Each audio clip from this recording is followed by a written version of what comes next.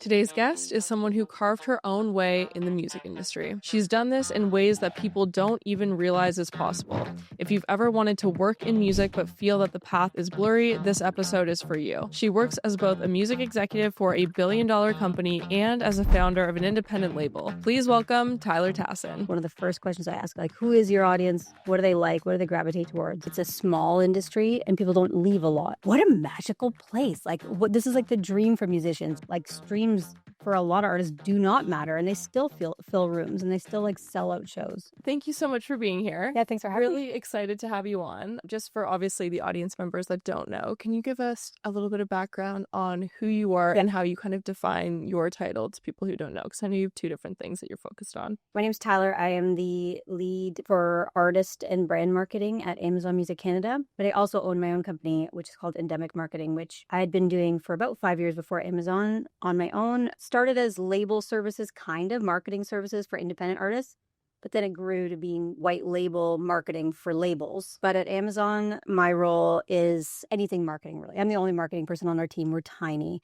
So it is just like everything you can imagine that marketing could touch, like socials or any of that kind of stuff. I do all of that stuff for Canada. Wow, that's amazing. And then how do like both sides feed each other? In a lot of ways, I mean, the Canadian music industry is tiny. So it was one of those kind of had to have had that experience to be able to even get the role that I have now kind of things, in the sense of understanding all levels of the industry, not just the indies, but the indie labels and the majors, and meeting everyone in between and just kind of understanding how all that stuff flows and works together. Because I don't think I could have done my job effectively now in the way that I'm doing it, which is the way I want to do it, which is genuinely doing it for the greater good of Canadian artists and musicians and labels and stuff like that. You know what I mean? Going with the best intentions and not, hey, I'm jumping into this corporate world and trying to get up in the corporate ladder and whatever. Yeah. So I think it had to feed one into the other, and it just kind of continually feeds, because I feel like one supplements where the other can't, if that makes any sense. So helping the artists that I can't do as much with the Amazon role because of it requiring a certain level of artist for me to work with, I can do other things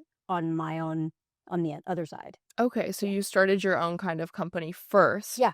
And then you moved to working at Amazon. Yeah, exactly. And you're finding that together is kind of feeding both sides, because you can really help all artists at all different levels of their career. Yeah, like it's a nice compliment, because it is kind of the two sides of the coin. Like, I always prioritized with my own company working with female artists, emerging artists, artists that maybe had left a label deal and didn't want to get back with a label.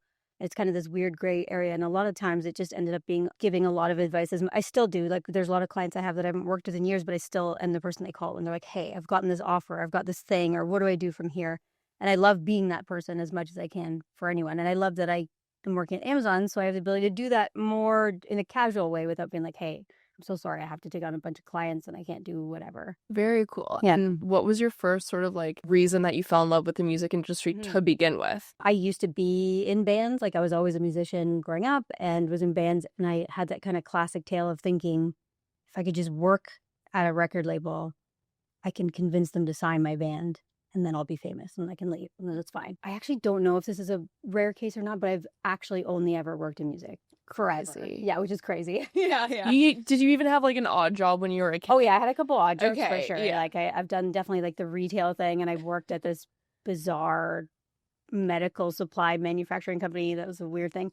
But always, like, career-wise, like having long-term jobs has always been music industry. Genuinely, I just kind of hunted down what labels that were small were in Toronto, found one, got a job at the company that shared an office floor with them, and just knocked every day. I was like, hey, can I intern? Can I intern? And then finally, after genuinely a month, they let me intern for free.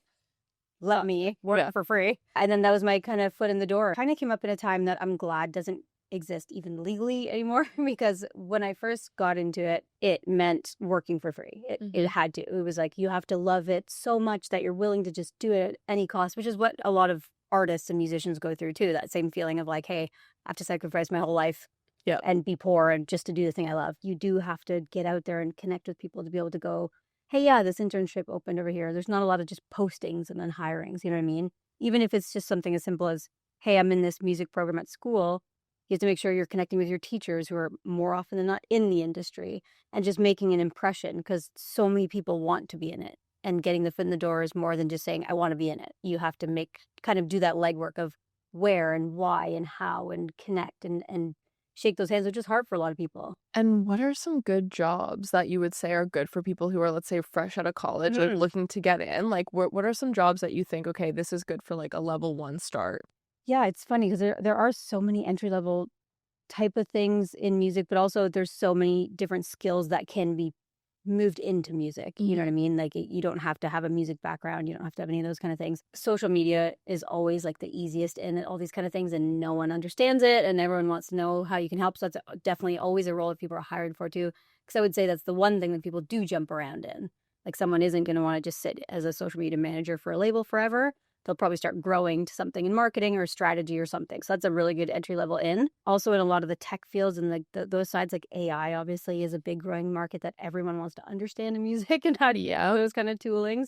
But also, and this sounds so boring, but anything that is that kind of data or processing, or even something that could be applied to royalties or publishing, like starting on a publishing side and moving on to the business side is a great one. Anything even on the nonprofit side and helping on that side, there's so many different avenues in that aren't just exactly what you think. Like people think, oh, I just want to be an A&R, I want to be a programmer. But there's so many worlds that you can apply skills in the music industry, especially if you see a gap where there isn't something. That's a really good point. And what do you think about AI in the music industry right now? I know that's like a super loaded and very generic question. It's like when people say to me, like, what do you think about AI in podcasting or AI in production? It's like, I have my own thoughts on it. Are you in a phase right now where you're like, I actually see this being something that obviously we're going to use and kind of adopt? Or are you still like, I'm going to push it off for a little bit longer? What's your thought?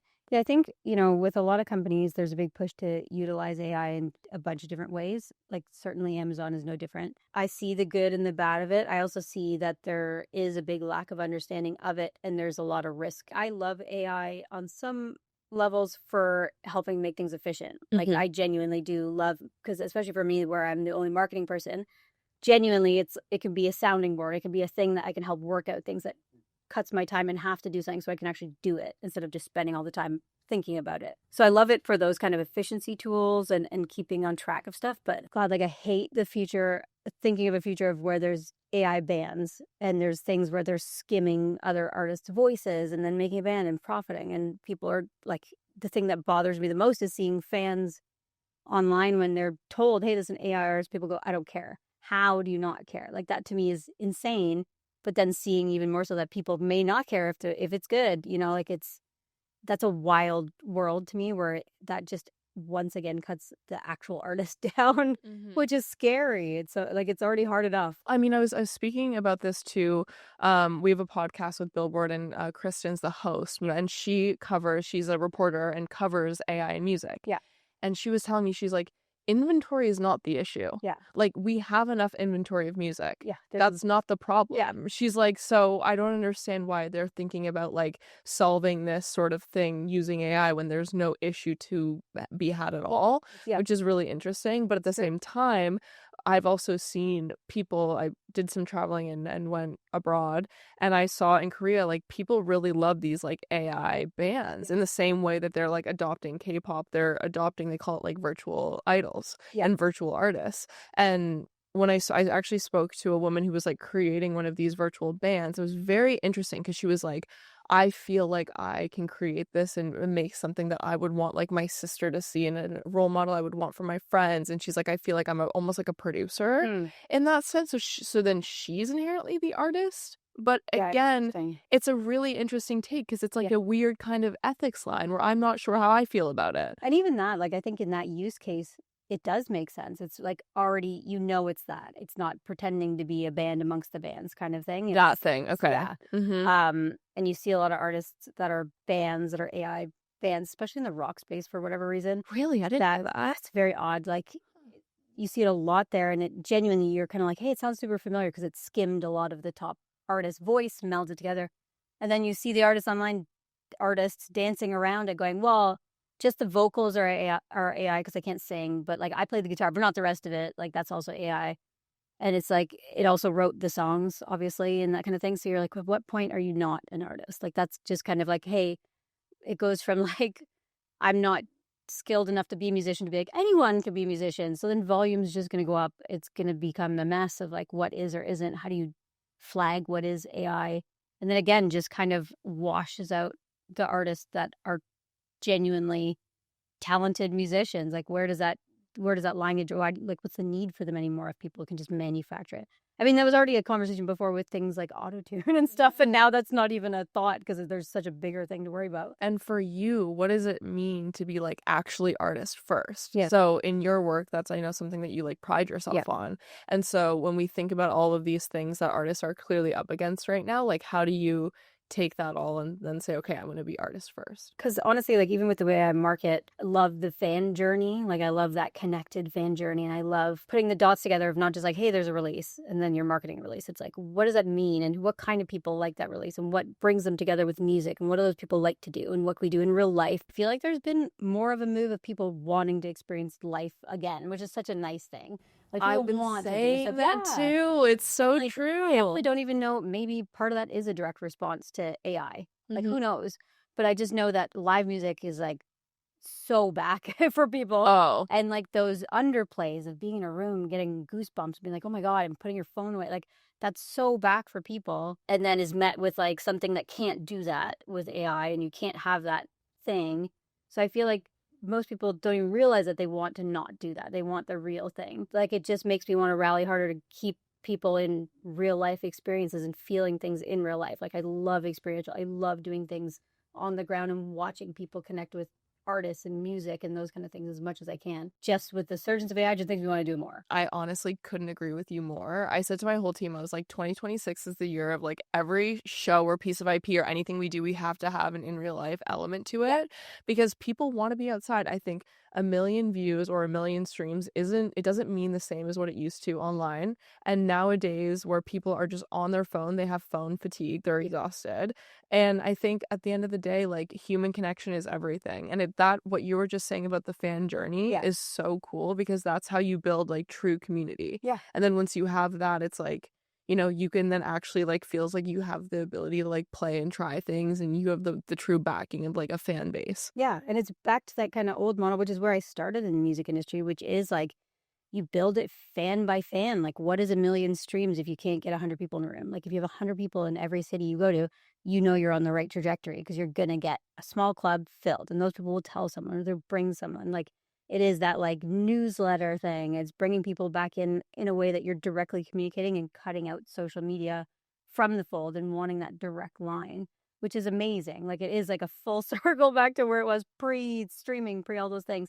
But now with the interesting angle of like, how do I, in working in streaming, keep that going while incorporating streaming and all the kind of things. So it's a fun challenge, but it's so important. Like, it's so important to the way I work. I love that so much. That's really, really cool. Yeah. And what do you look for when you look to either like sign someone on your other side of the house or work with someone at Amazon? Like, how does it work and how do you make those choices? There's a common misconception with artists, especially emerging artists, like, when do I bring in marketing? When do I bring in publicists? And a lot of folks will just do it way too early when there isn't something to market. They think that'll get them the fans as opposed to, hey, I have to build a base first and then bring someone in when I can't physically handle the load of all of the things that are coming at me. It's like that kind of thing. For Endemic, I was always looking for someone, artists or bands, that had that kind of baseline. Like, hey, we have fans. We've kind of started. Doesn't have to be a lot of them, but we know who our audience is. And it's almost always like one of the first questions I ask, like, who is your audience? What do they like? What do they gravitate towards? Understanding their own brand and where they want to take it. And usually that's never an artist that's about to release their first anything, because like, you need that experience. And also, like, I always look for people who are playing live because it sounds like a silly thing to look for, but like, a lot of artists don't now. They do think it's kind of like, can put stuff out in my bedroom and then hope for the best. Touring and connecting with fans again is like such an important part of being able to kind of cross promote everything, that I was always like, okay, you have to have tour dates and things to get out there and get you in markets. I have a soft spot for Canada just as an entire place because like the artists like try so hard. Yeah. And they're so talented. We have so much great, like, we have so many great musicians that come out of like Canada and Toronto specifically. Yeah. And I find that I'm like, okay, they're like fighting this like uphill battle. Everything's hard. Touring's hard. It's so spread out. Like, everything's hard. Everything's hard. Yeah. And so what are you noticing just in your work that like Canadians are getting right, like as artists? And then what are things that you think that's like, okay, they need to improve this? That's a great question. Like, in terms of artists themselves, like, I think you hit the nail on the head. Like, it's just like, people haven't lost the fact that they want to create great art. And I find Canadians specifically, they know what they want to make. I feel like with the US artists, a lot of times it's like, hey, we're trying to be the thing that fits into this format that's going to get up there fast enough or whatever it may be. Like, oh, if we did a song like this, that can go on active rock format and get on that radio station, whatever. You don't really have that here. It's you're doing the art for the right reasons. You're true to your art and you're true to your sound and you're true to like sticking with it. You'll see so many bands that have been around for 10, 15, 20 years. Even if they haven't kind of broken to the level where even they can live off it, they want to do that and they're going to do that because they love music. And that's like, there's nothing better. Mm-hmm. That is why everyone should be doing music because you love it. You can't see yourself doing anything else. And maybe you have to supplement it, but that's what you have to do. You have to get it out. And I don't see a lot of other places outside of Canada that feel like that as much to that degree. And certainly, like, it's crazy. Quebec is amazing for that. Really? Like, it blew my mind this year. Like, I've obviously done a lot of campaigns in Quebec before, and it is almost like its own country in so many ways. This year I went to the Francos there. They're right before Montreal Jazz Fest. Okay. And it's like this festival that's right before that. That's exclusively Francophone music and like some import artists that are also French, but almost exclusively. And I swear to God, it feels like the whole fucking province comes out. Genuinely. It's like 100,000 people there. Yeah. Doesn't matter who's playing. They're all there to cheer on Quebec artists singing in French only for Quebec. Like it's the most Quebec thing. And like anything that happens in Quebec with Quebec artists, they're rallying. And I love that. And it actually made me feel like pride for a country. But I also was like, what a magical place. Like this is like the dream for musicians. You are from this place and you're trying. Mm-hmm. People are going to show up and watch you try. And that's the bar. Lift you up. That's the bar. Like, are you good? And you're trying? Perfect. We're going to come behind you and support you no matter what. I was like, what an amazing thing. Yeah, it's amazing. It's amazing. Oh, I love that. Yeah, it's so good. And again, like I'd never experienced that before. I was like, what the fuck is this? This is amazing. No, I feel like Toronto's a bit more intense. Toronto's just like, oh, yeah, it's windy. I'm not going. No. Like Quebec, it was like pouring rain. They're like, yeah, French. And then on the flip side, how can we be better? Again, don't think it has anything to do with the musician. It's not. Like, it's not. No. I have strong feelings about the way our grant system's set up.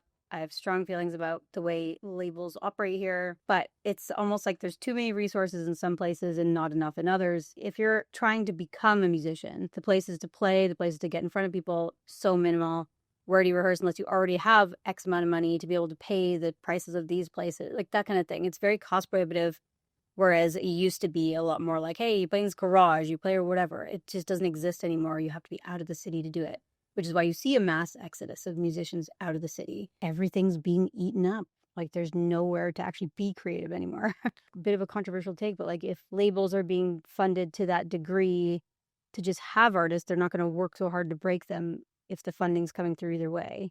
Like if you survive off of only grant funding, then you start looking for the things that will get grant funding as opposed to, hey, we signed this artist because we believe in them. We're going to invest them because we want to return on investment because we think they're going to do something. And we're going to work so hard to make them do something. Instead, it's like, we just got to do the things we said we'd do the grant funding and then we'll get 50 to 75% off and then we can be fine. There's not as much risk on artists anymore, like to sign an artist. So then it just becomes a numbers game. And it's like the focus is so heavy on that as opposed to working really hard for the artists. Not all labels, obviously, not all people, not all artists, but I have seen it time and time again. Tale as old as time. It's the wrong incentive shift. So let's say the way that my brain goes is like, okay, startup world. Like when I was working in the startup industry, VCs wouldn't back a startup if they thought that they weren't going to either like exit or do some sort of big like IPO.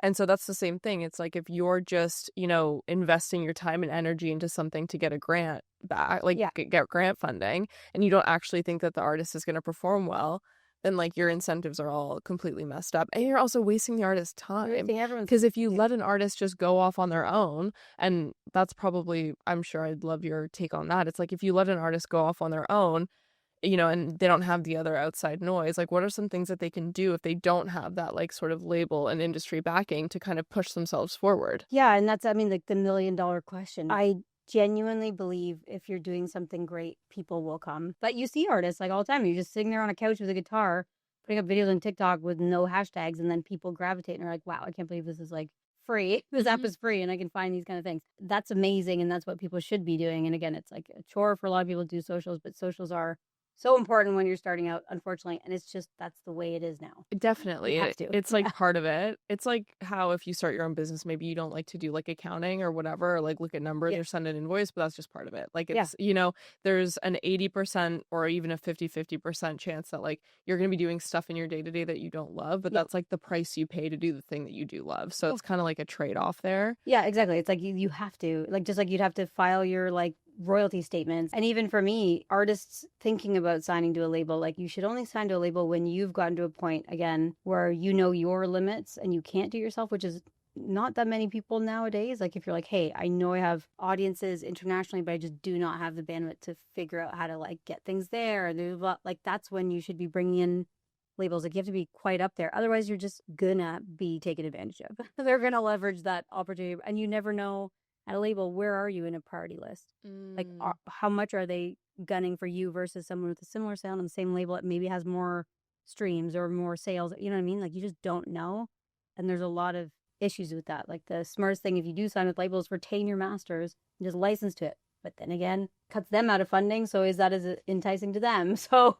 it's just those kind of weird moves that you have to consider. And we're always signing labels that we're just like, finally, I can not be. And they're doing better than ever. Like it does happen a lot of times. It's very specific artists that labels do good for, but not all are. And it doesn't mean it solves everything either, or it means that there's success. Well, I even think that like if artists want to use AI for like their more admin things on the back end, like even that could help them in a way to get more stuff done. Yeah, because that's the thing. It's like it is just the hope and dream that if you have a label, they take socials off your plate, they take admin up, and a lot of stuff does. Yeah. But then with that comes the loss of the control. You know what I mean? Like it comes at a price.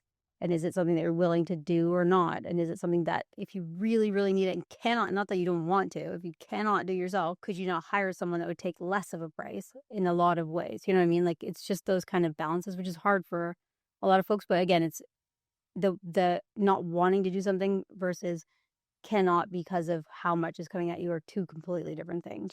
Yeah. And I mean, to your earlier point, how you're saying like you just have to be really good and people will find you. That's like very fair. In your career, have you just been in the room when you're like, oh, this person's amazing and we need to like figure something out with them? Like endless stuff. Really? Yeah. What's that like talent? Because I can't identify talent like that. And I can just feel it if I'm already in like an established good concert. But like I've never in my life been like an early adopter in music where I'm like in the room with someone because I just not around musicians like that. So I'm curious, like, what is that like and what do you look for? Like, what has happened? Really good question. I don't even think I've ever been asked that because it is like self-confidence in what you're doing in music that you're like, wow, they really know their sound and they know what they're doing and they're confident behind it. And it doesn't even matter the type of music. You're just like, wow, this person knows and is doing the thing. And it's always been like, I've always been blown away like that, not from listening sessions, if that makes sense. Like not just hearing music and be like, wow, music is going to do a thing. It's always been in person and it's always been like, holy shit, like this is insane. And even one example of that, which is probably not a great example because he hasn't even blown up yet, a program called Northern Echoes. And I did like create it at Amazon and specifically to help artists in remote areas. And it was kind of like a talent search in a way because people had to apply. And we chose 4 artists. But as I was going through like the hundreds and hundreds of applications to the program, one video came through and it's like, we just asked everyone to self-shoot 30 seconds of you like playing or singing or whatever. And then one artist came through and it was like the grainiest cell phone video and his guitar was out of tune and he just started singing and I was bawling my eyes out. You're kidding. I was like, I need him on this program. And it was this kid named Baron Mason. Baron Mays is what he goes by, out in St. Teresa Point, which is like rural Manitoba, fly-in only island. Amazing, amazing kid. And then it was the hardest thing ever. I had to like get a company that had planes that could fly in, get the family out to pick him up from this place. Blah, blah. It was like insanity. But I was like, this guy. And then when we saw him in person, and it was like the first time he'd ever done a live performance like that, obviously like on a video. He'd cut his hair for the first time ever in his life to like being in the video, I know. And so precious. People, I like gave him a guitar strap and he was like, oh, it's the first one I ever had. I never had a tuner, never had this stuff. Like raw talent, like honestly from the inside out. But then the second he started playing, it was like the world still. Like you genuinely, it was like, well, yeah, it was one of those things.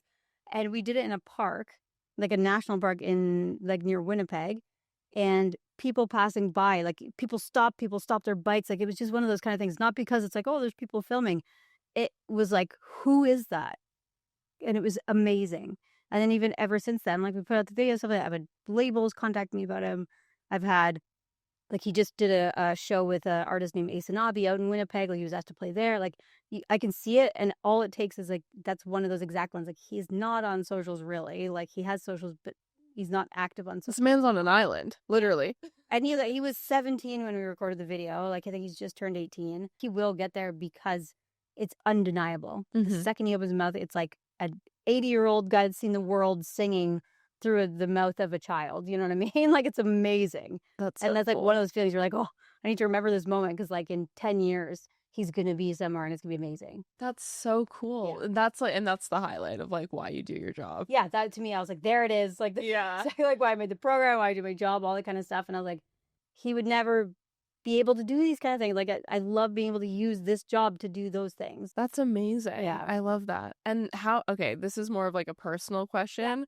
How do you multitask and kind of manage it all? Because this is like, you're doing so much right now. And then you said also you're a mom too. So it's just absolutely crazy. You know, I try not to think about it too closely because then it's like... Yeah, because then you just got to take it day by day. Yeah. I've always been a multitasker. I feel like I can't not multitask, if that makes any sense. Like, it's like just that kind of thing. I need to feel busy to feel like I'm doing anything. Yeah. Which is not good. That's a psychology Yeah, thing. it's a psychology Something, thing. yeah. I feel like I have to be overachieving to be just achieving at a Baseline. baseline. Yeah. Yeah. I think it's also like a woman thing too. It's like feeling like you have to be like taken seriously is to do 10 times more than you need to, kind of thing, which sucks. And we stretch ourselves. Oh, you just feel like it's like we're elastic band. Yeah. We're like, we're fine. And then, yeah. I multitask almost out of like, I mean, a lot of it is just because I have to, because there's so many things that come with my jobs. Yeah.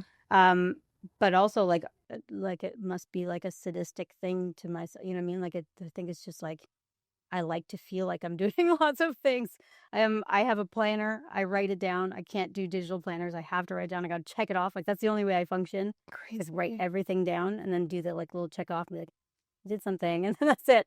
And then you feel like organized and good. Yeah. I'm not, but I like it. Make you feel like I'm organized and good. Yeah. Okay, well that's amazing. Yeah. All right, before we wrap up, I have some more rapid fire music questions for you. These are more like fun, quick ones, but can you share with us some archetypes that you think labels love?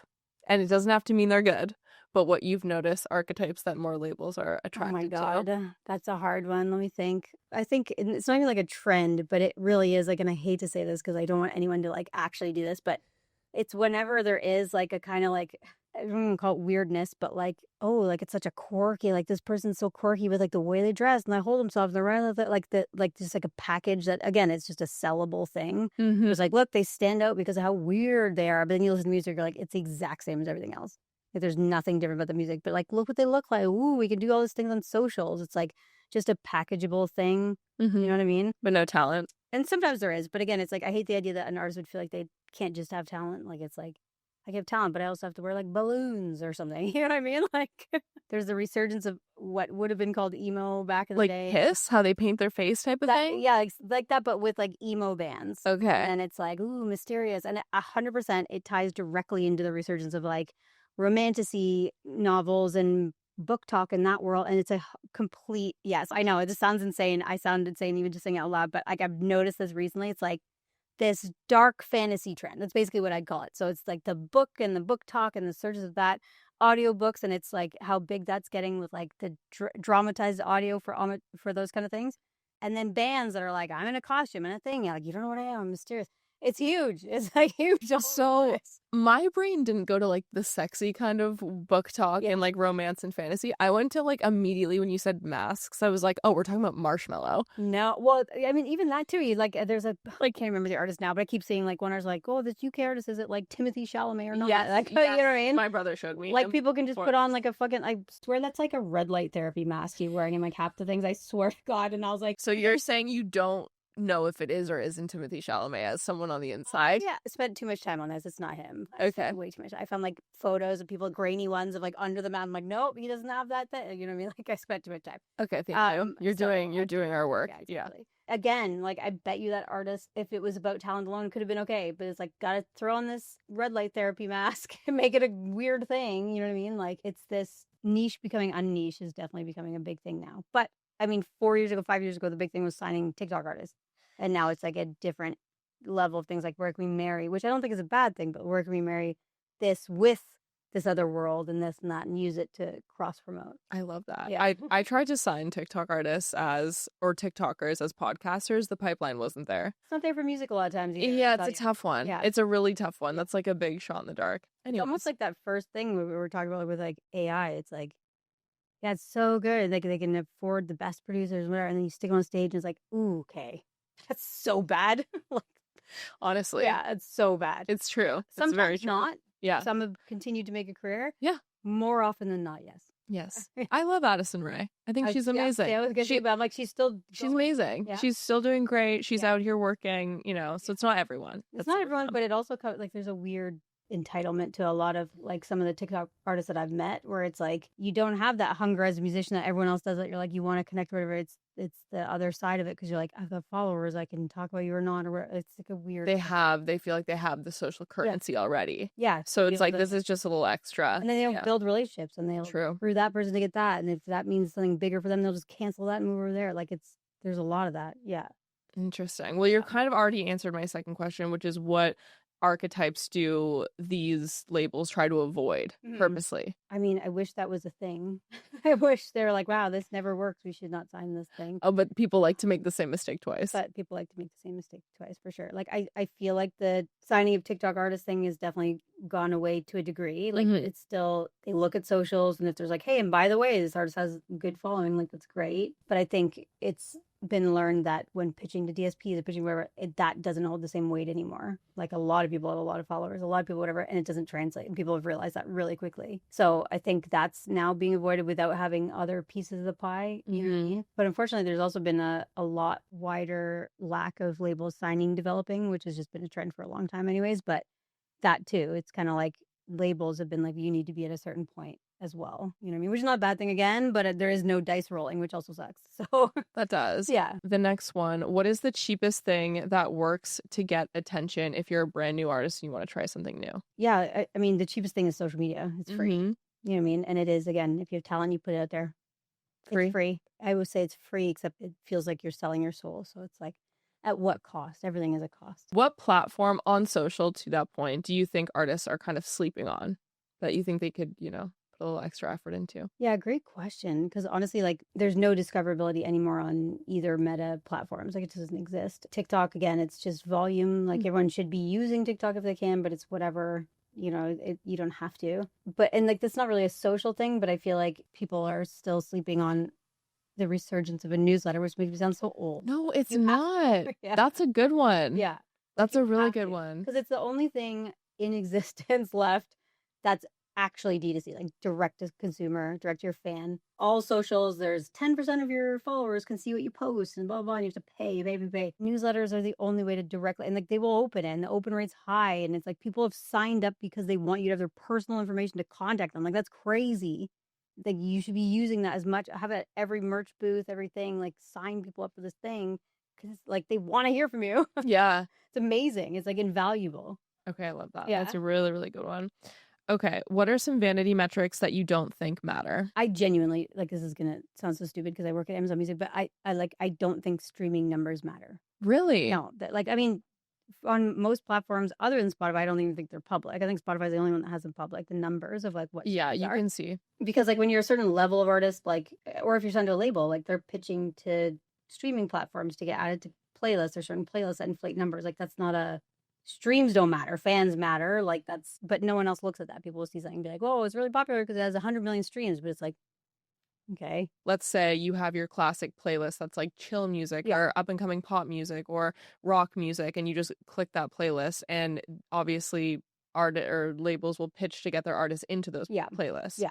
So if they're in the playlist already and that playlist has 1 billion streams, their song's going to naturally probably get like a 10 million plus hit, whatever that is. Like the ones that are getting played in the background for people are put on, like the playlist has the followers. You're like, hey, I've got all this, but it's not converting. And people ask me all the time, like, how come I can't get, this song blew up on streaming and got added to these playlists. How come I can't move those people to my socials? Because there isn't that direct way to do that. And that's where it's kind of like, you have to remember that streaming is not the tool, it's a tool. Like, streams for a lot of artists do not matter, and they still fill rooms, and they still like sell out shows, and they have very little streams, and it happens all the time. And how do you calculate fans if you're not using streams? So is it a combination of like streams and social? Like, how do you actually know if someone's ready to go on tour and try and fill a room? Yeah, that's where it gets hard. And that's how those inflated streams make it right? impossible to know. Because, like, you know, there's all kinds of programs like Chartmetric is a great one, kind of like brings it all together and gives you a bird's eye view. So many agents have to roll the dice of being like, hey, it looks like there's like lots of fans of this. You kind of have to look like, did that go off one song or an album or 2 albums or 10? You know what I mean? It's hard. It's and that's the end where, like, if you had a newsletter of people, you're like, those are real people that like want to come to these things and they live wherever. That's interesting. Yeah, it's hard because a lot of people have rolled the dice with that and then failed and had to cancel whole tours or had to do whatever because the streams were huge and it didn't matter. Yeah. That's tough. Okay. Yeah. Last couple. What are your 2026 predictions for the industry? Yeah, I think AI is going to be like a huge conversation. It's going to be a very debated conversation. I think it'll all depend on how everyone chooses to approach that. Like, I like that TikTok does the AI generated tag on stuff. Like, if something looks AI generated, I don't know if that's going to keep going though. Like, I don't know if that's going to stay on.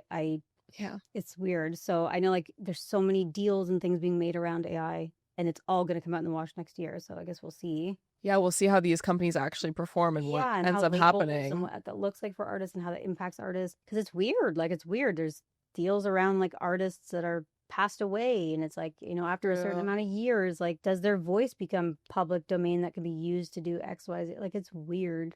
That is weird. So it's going to have a lot more impact next year. But I also, because of that, I think next year is going to be huge for underplays and cool in-person activations and stuff. Like you said with Daniel Caesar and that, because I think that's going to be like tenfold next year. You're going to have house concerts at like people's houses and those kind of things again, which is amazing. Well, thank you for joining.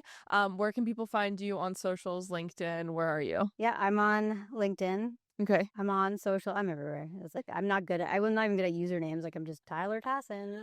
Everything. There you go. Well, I appreciate you jumping on. You have been so informative and like I really appreciate your time. So thank you. Thank you guys so much for listening. If you like this episode, please subscribe wherever you get your podcasts. We launch new episodes every single week. You can find us at Birdseye on all socials. We'll see you next week.